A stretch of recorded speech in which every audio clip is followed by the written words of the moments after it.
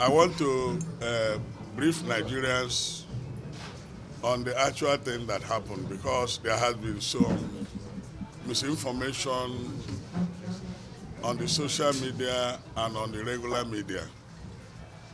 What happened was that I went to Isochi for the induction of the national officers of the Methodist brigades. We arrived there on Saturday. On Sunday, we concluded the service, and in order to catch up with my flight, along with my chaplain, at 4:30, we took off by 2 to go to the airport, oblivious of the fact that kidnappers were waiting on the road. And as we were descending to Leru is in Abia State, these people came out from the bush. They divided themselves into 3 places. Some people were at the back, some people were at the center, those who shot, who fired at us. And there was another group in front. To make sure that we didn't run away, they fired shots at our vehicle. And eventually, they abducted us, 3 of us. The communication man of the church was able to escape. The driver was able to escape. They captured me. The Bishop of Owerri and my chaplain took us into the bush and were torturing us. In fact, it was in the process of that torture that I hit my right eye on a tree. And even when blood was flowing and it was soaking my handkerchief, they didn't feel like anything happened. Or they said that we should follow them, that they are not actually against Nigerian citizens, they are against the government, that the government is a bad government. They are Fulani boys, all the 8 are Fulani. That they are Fulani boys, and that if any day they see the president, they will chew him. It's their brother that they had disappointed them and disappointed Nigerians. They will chew him raw. Or any of his representatives, they will chew him raw. Well, I said, well, even though I'm part of government, but I'm a church man. I'm a man, Christian. I'm not a government official. They said, okay, that is what I saved you. We would have killed you outrightly without asking for any ransom. But now that you're a church man, let's go. Let's go inside the bush.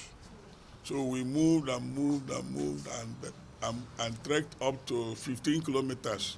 But I knew that it was from my area. I knew that we were rigmaroling and winding and winding and winding, going up, going down, going up. And eventually at 11 p.m., they said, okay, now we negotiate. Each of us will pay 50 million, and we're going to pay 150 million. I thought it was a joke. I said, we are going to pay 10 million. They said, what? What? Don't say that. They lifted up their knife to cut me. I said, please hold on. They said, we are not going to change. They are going to pay us 150 million. Eventually, they said, okay, because you are a father. And these boys are between 18, their leader is about 35 years. I told them, all of you are younger than my own daughter and even my son. You are younger than them. I'm supposed to be your father. I say, we know. That's why we are not very harsh with you. Otherwise, we would have been very harsh. One of them was the one understanding English. The other ones were speaking Fulani, not even Hausa. So they now say, okay, Oga, let us tell you what you will do. But then they have taken my Episcopal ring because it's gold-plated. They have taken my wedding ring. They have taken this thing. They said, and they ransacked our bag and took all the money. They said, okay, do you know what to do? Pay us 100 million. It's not negotiable. If you talk, we shoot you, kill you, and forget about the money, and kidnap others. I said, okay, we will pay you 100 million. So they said, after some time, they said, where is the money? I said, this is Sunday night now, how can we get money this night? And you know that there's this seat at home in Igbo land.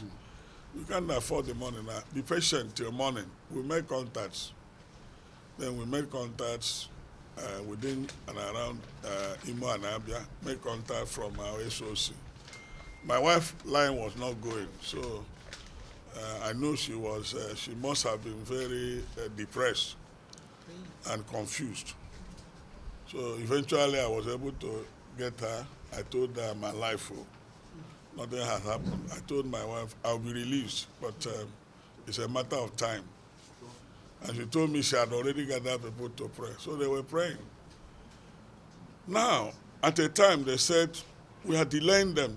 My bishop of Owerri, they laid him on something, and somebody raised knife that they are going to cut off the head. Now the blood will spill on me, and then I'll know they're serious. The other one pointed, God, I said, don't kill. Is it money? We will raise the money for you. So, but the irony of it, what pained me most, was where they were situated. The soldiers, all of Fulani extraction, Nigerian soldiers, they were there at Lomara Junction. And these boys were going behind them. Meanwhile, they kept their cows somewhere, numbering about 200, somewhere, down, with some people. And they're all together. The people were taking care of the cows, but they were, parading us in the bush until finally they settled somewhere. They said, when are you bringing the money? I said, by 12 noon, I will call the people I contacted whether the money had been raised. And I called them. They are gathering the money, and they had it. They said I will use my phone to talk, that they can't use their phone. They don't want to be tracked. Because if they use their phone, the security forces will track them down. And then I used my phone. I negotiated. I told my people, they say we are raising money. Somebody mentioned we have raised 30 million. I said, SOC, please, any money in the office, life is more important than money. Yes. Transfer it to a certain account. Let's pay them that 100 million. And eventually, by 3 p.m., they say, call your people. And I called them. The man that picked the phone said, we have raised 130 million. I said, please, give them 100 million. And the package, they said, their leader said, package the money. Their leader was born in Igbo land. It's a boy from Sudan, but the parents had died. He was born in Igbo land. So he said he was born around Omai, Hamuzuku, where the father was a cow dealer, cow. The boy understood Igbo. When I was talking to Bishop Mark in Igbo, he said, Igbo kenasu? It's na mama Igbo. So stop talking Igbo here. You think we are joking with you? I'll beat you. Say, don't beat me, I'm an old man. So eventually, in fact, they pointed gun at us. We were at the middle as criminals. And they were pointing all their guns on us. And they said, if you involve security men, if you involve police or soldiers or DSS, we'll kill you, because our life will be at risk. We kill you first. They said, down there, don't see that gully. There are 7 decomposing bodies there. In fact, we cut off their heads. They are there. So if you like, but we're perceiving the order of killed human beings. So they said, cooperate. So the man, the anchor man, I told him, what you may do, please, talk to the man. The man said, go and buy 5 Ghana must go. Big ones. Put 20 million into 5. Bring it to somewhere. We'll come and take it. Then he said, that we should be here with 2. 2 of them, one was like this one. They pointed gun at us. They said, if the Oga said shoot, if we disappoint them, or if we count any bundle of the money and it's not up to 10 million, they will kill us. So they will count it 20 million into 5, and then they will tell them to release our phone. They say, "Oga, where we don't want to release your phone is when we want to hold your phone, they will use it to track us. So take your phone." Well, we were there. At the time, they said around 5:30, the youngest boy, who I think is younger brother to their commander, said, "Oga, congratulations, you are free. You can go now. We have got our money, you can go. Let me show you the road." They took us to old road where they wrote "Welcome to Imo" and a "Goodbye from Abia." You know, we share boundary, the old road to Isochi. Then they say, "You know this road?" I said, "I don't know." I pretended because it's my village. Ihube is my village. I said, "I don't know the place." So I said, "Follow this road. You get to somewhere, you will see people there." So I followed the road. We followed the road, three of us, until we saw people. But what pains me most is that these people told us that they are going to bring, after buying enough weapons, they'll bring all those that have been put in disarray or driven away from Zamfara, Katsina, Zambisa Forest, that they are all coming to locate themselves in Igbo land, that there's no security in Igbo land, that they will come there and then they will deal with us. And that the dumb man was just flippant. Maybe he took something. He said, "Do you know Ibadan? Ibadan Lagos Expressway? We are in all the bush there. We're everywhere there. We're also in the south. So we are waiting for the slightest signal. We will finish you people and take over this land." So they claim that Nigeria belongs to Fulani. They said that is why we are afraid of, I've been talking about this open grazing and this Roga. Yeah. They have a plan. They have a plan.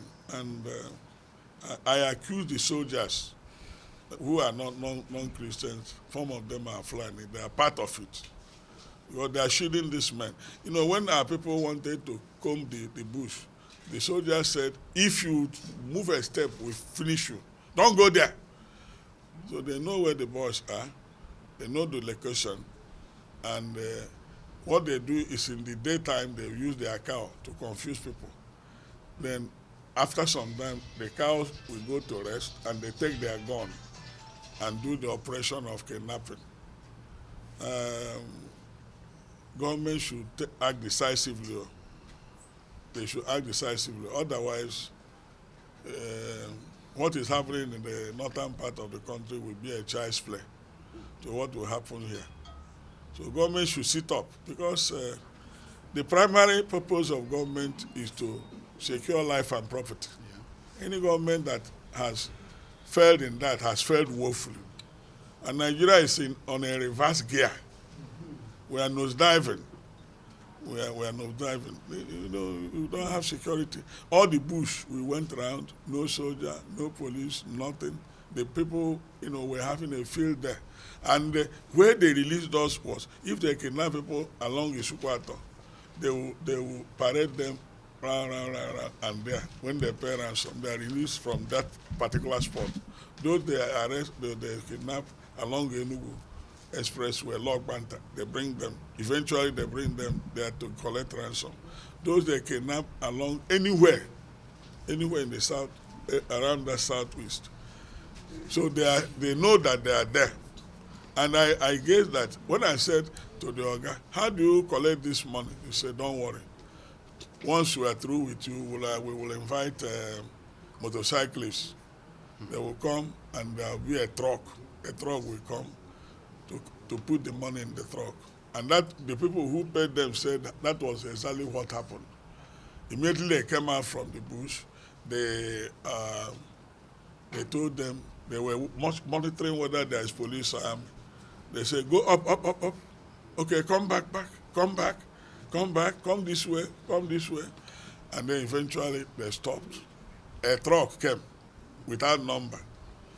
So the boys will carry one Ghana must go, put in the truck. until they took the 100,000. After they have counted it, 100 million. They said, okay, you can go. So that's how we came back. So the people have been saying, even some people, I don't know what they wanted to achieve, that I said. Where did they see me to say that it was IPOP that released me? Where did they see me? Where did I see IPOP? I didn't see any IPOP. So I don't know, they were trying to bring in political and religious coloration. So what I know was that, in fact, when they were talking about kidnapping, I didn't know what it meant. For over 12, 13, 14, 15 hours, no food, nothing to drink, nothing to eat. And I was lying on the ground inside the bush, so along with other people. If you want to urinate, you raise your hand. Sir, can I urinate? Okay, go there.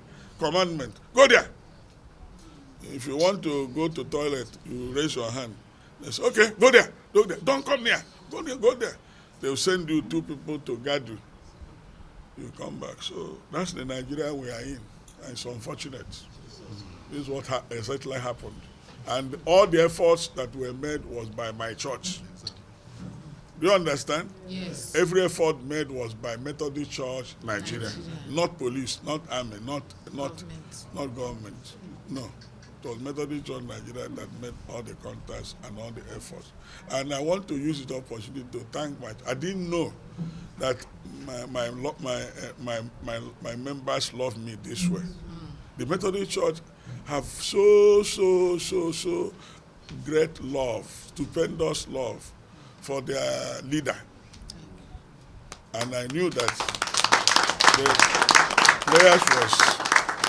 prayers were going on in various locations everywhere. And this morning, when I opened my phone, I was receiving calls from Canada, from US, from UK, from Russia, from even Dubai, from Turkey, every part of the globe.